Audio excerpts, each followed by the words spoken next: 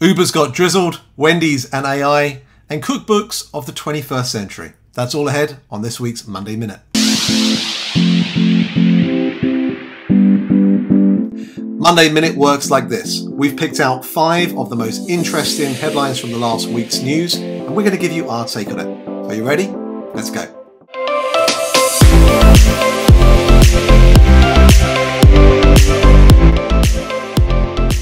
All right, Carl. First question is for you this week. Wendys has announced an AI Google Cloud partnership to improve the customer experience. How's it going to help? You know, AI is a bit of an overused term these days. It's also almost like when AI is used, you're like part of the cool crowd or something.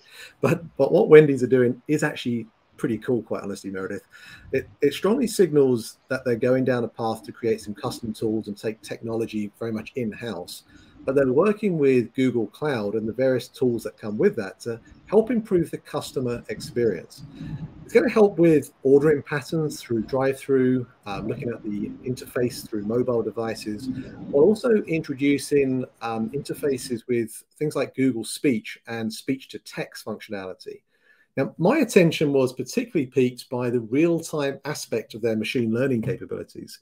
That's expected to improve order accuracy at the point of ordering so that the human component of capturing an order is actually done perhaps better than what a human can do.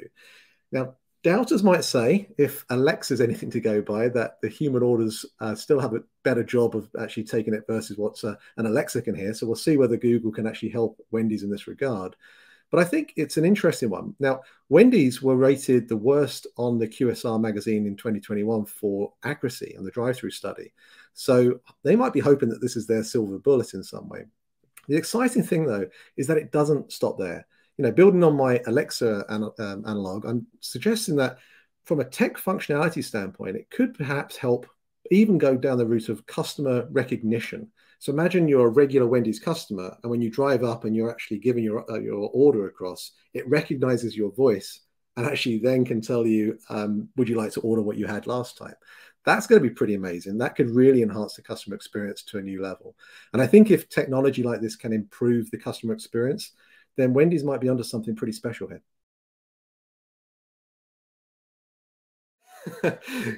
Question 2 here, Meredith, is around DoorDash this week announced some news about sponsored listings. What is this about? Well, you know, I think it is in many ways what the restaurant industry has been fearing with the advent of these platforms, which is that, you know, the highest bidder is going to be the one who gets featured on the platform and therefore gets the sale. This has happened certainly on other platform businesses, and I think has long been the expectation in the restaurant industry of how this would play out. Having said that, I think what DoorDash has done is pretty interesting. Their model is quite different from other platforms in that they only charge when an order actually gets placed and goes through. So they're not charging for views, they're not charging for clicks, they're charging for actual orders. And in my mind, this means that more folks can afford to put that ad up there and see what happens. So I'm hoping that actually levels the playing field relative to what everyone was fearing and expecting to happen. Notably, they're also doing this for the other verticals that they've entered. So CPG companies and convenience companies are able to put in sponsored listings as well. Time will tell whether that works out in the favor of restaurants or just DoorDash themselves. But I suspect the consumer will win. Yeah, as always. All right, Carl. So Thrive Market has announced a new kind of cookbook. Why does it matter for restaurants? Yeah, Thrive Market has created this neat cookbook with an online grocery experience. Say you want to cook this particular dish, you scan the QR code in this cookbook, and then bang, the items that you want for that particular dish are actually put into your basket on Thrive for them to fulfill. So it's an interesting idea, isn't it? It might be a little bit of a kind of useful bit of functionality, but I suspect what we'll see here is that all the major grocers are going to try and do this as well in time. Something similar. Yeah. The moat around this concept is perhaps only if the ingredients are done in a meal kit type format, so they're ready and specialist in nature. Right, sizes and things like that. Yeah. Totally. I don't know whether you've ever seen or been in that situation where you're preparing for a dinner party. The amount of times I've readied myself for making a particular dish from a cookbook, and I drive to 2 or 3 grocery stores and they don't have the thing. It's like, where's the tarragon, Meredith? It's always the tarragon. Oh. Anyway, what does this all mean for restaurants? Well, I think there's an opportunity here for restaurants too. You know, we've seen how meal kits and some restaurants have created family meals to build on the trend from the last year. But what if restaurants sold the ingredients and the recipes from some of their favorite dishes? Now, some might say that's proprietary secret information, but oftentimes the technique of preparation, the ambience of the restaurant and the service, that's really what stands out from your dining experience.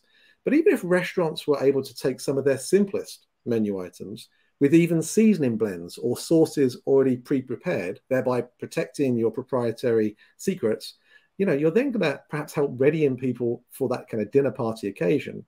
And they don't have to worry at all about having to think about what exactly and how they can get those informations just by using a restaurant's QR-enabled menu to support them. So, yeah. Interesting one.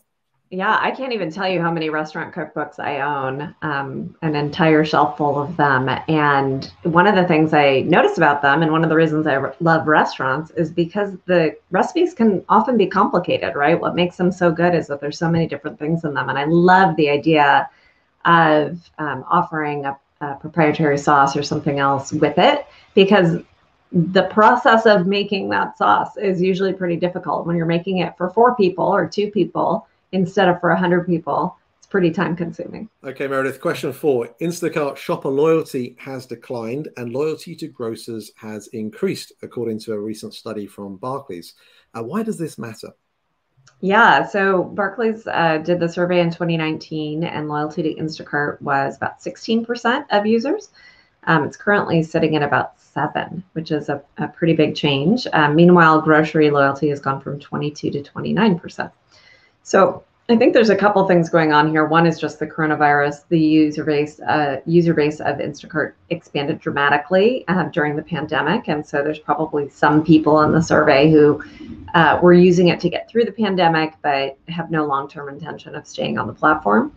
But I think the other thing this tells us is that when retailers take the time and resources to invest in their first-party experience, consumers respond. Consumers want to order first party if the digital experience is great and if the fulfillment experience on the back end is also very good. So I think this is good for restaurants because it tells us that if you're willing to make the investment in first party, you'll see consumers come over to you. So it's worth the payoff. So last question is for you, Carl. Uber just bought Drizzly for $1 billion. Why did they do it? And should restaurants be concerned? Exciting times for Drizzly. A few sore heads, I suspect, on their side this week. Drizzly is the leading on-demand alcohol marketplace in North America. It supports, I think, over 1,600 cities, 33 different states. So it's a huge company. So while you hear $1 billion, you can understand why when you hear that kind of level of volume.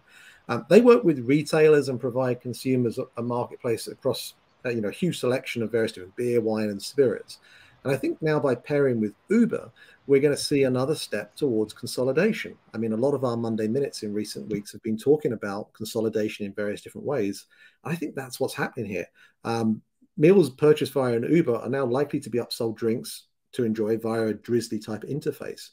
Now, is this great news for restaurants? Well, not if they rely on non-proprietary drinks, but the consumer certainly wins from being able to have that extra choice. So as ever, the consumer wins through these kind of decisions, but is it going to actually help from the standpoint of restaurants and the margin they can accrue through drinks? Now, you could argue the marketplaces and customers that use them are also going to benefit because this will drive some driver delivery efficiencies as well. But the recommendation I would have for the restaurateurs listening is just again, think about the proprietary nature of your drink selections. Thinking about the way in which you not only have tamper-proof packaging for your drinks, but also pair certain beverages to dishes and make sure those drinks that you're offering are ones that perhaps can't be purchased through a typical alcohol retailer, because that will allow you to stand out from the rest and why someone should perhaps utilize the drinks on your menu as opposed to using this Drizzly add-on. Okay, well, that's it for this week. Can you believe we're through our 10 minutes again? Thank you, as always, for listening. We would love to hear from you. Please leave your questions, your comments. Do you agree with us? Do you disagree with us in the item below? And of course, like, share, and subscribe to the Monday Minute to anyone else that you think might enjoy listening to us both. Other than that, we look forward to hearing from you and seeing you next week.